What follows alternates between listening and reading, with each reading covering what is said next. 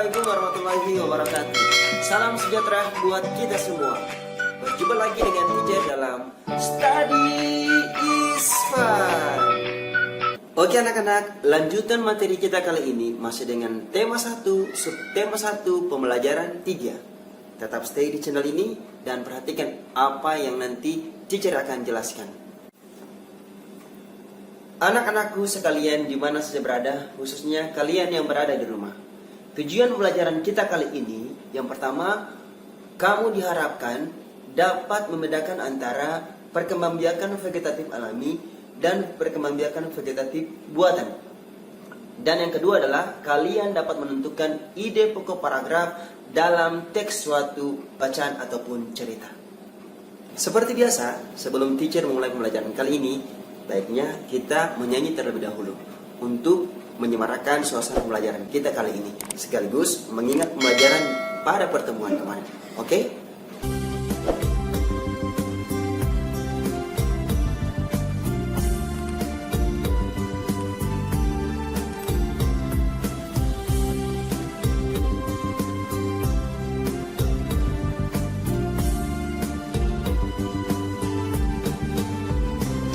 Wahai kawanku, kamu harus tahu, perkembangbiakan pada makhluk hidup ada generatif, ada vegetatif.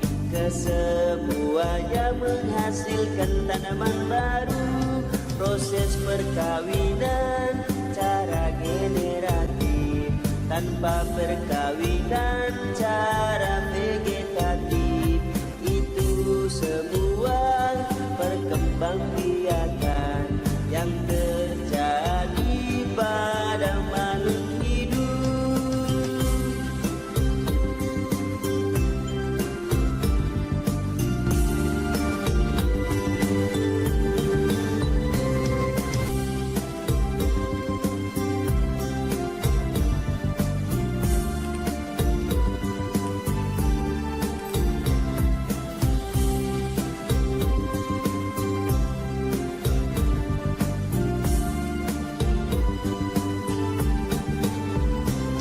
Wahai kawanku, kamu harus tahu, perkembangbiakan pada makhluk hidup ada generatif, ada vegetatif.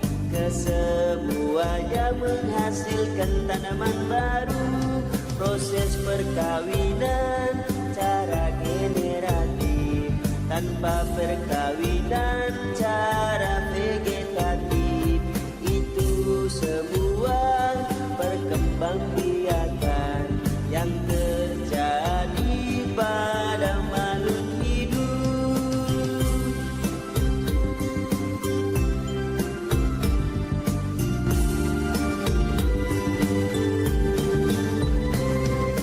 Oke anak-anakku, dari lagu yang kita nyanyikan secara bersama tadi, maka materi kita hari ini masih dengan tema perkembangbiakan pada makhluk hidup. Anak-anakku sekalian, masih ingat perkembangbiakan pada bunga? Bagus sekali. Perkembangbiakan pada bunga terjadi secara generatif maupun secara vegetatif.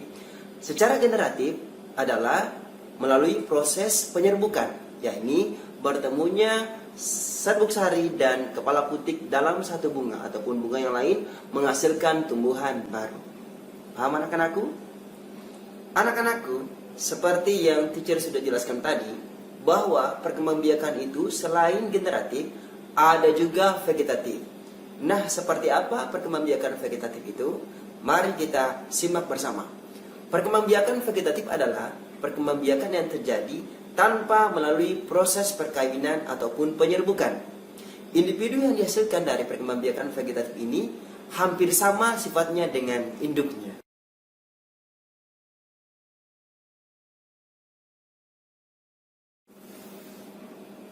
Adapun perkembangbiakan vegetatif anak-anakku terjadi dengan dua cara, yakni vegetatif alami dan vegetatif buatan.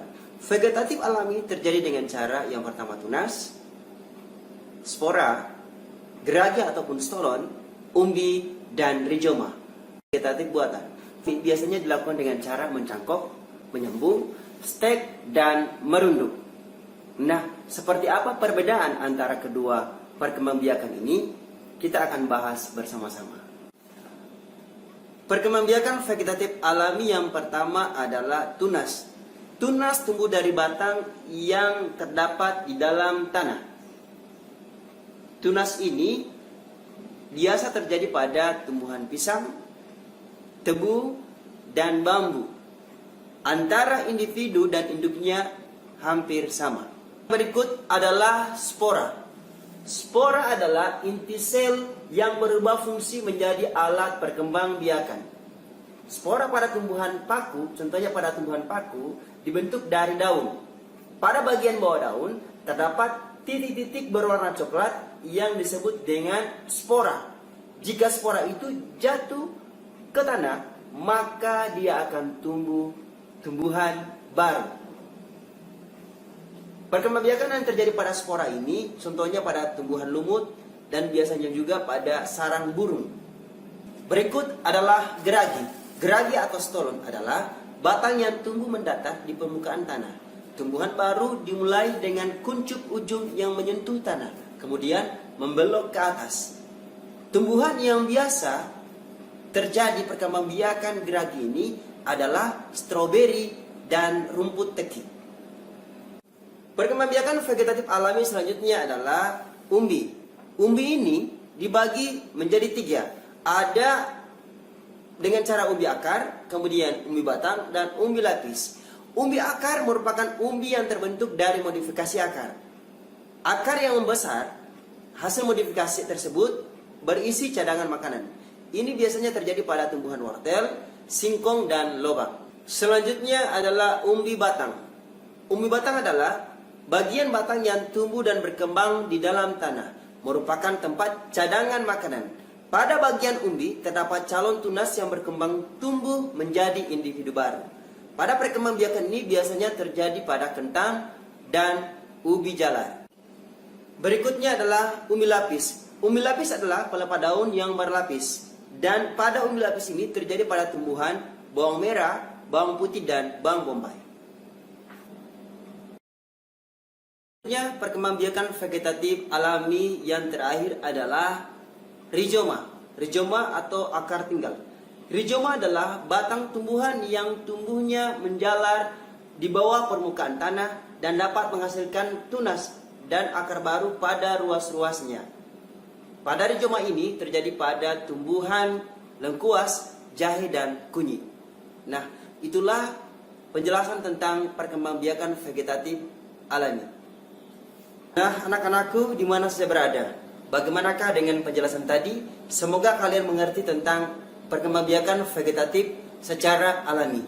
Jangan lupa beranjak dari tempat duduk kalian atau tetap stay di channel ini, karena teacher akan menjelaskan tentang perkembangbiakan vegetatif secara buatan. Perkembangbiakan vegetatif secara buatan yang pertama biasanya dilakukan dengan cara mencangkok. Mencangkok adalah membuat batang menjadi berakar. Sehingganya para batang yang sudah berakar tadi dipindahkan ke tanah, kemudian tumbuh menjadi tumbuhan baru.